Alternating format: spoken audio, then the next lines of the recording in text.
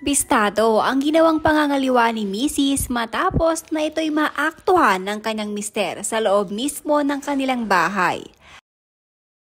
Ayon sa kapulisan ay alas 12 na madaling araw nangyari ang umano'y pangangaliwa ni Mrs. Ikita sa binahaging larawan ng mga kapulisan na walang suot pang ibaba ang dalawa nang mahuli ito.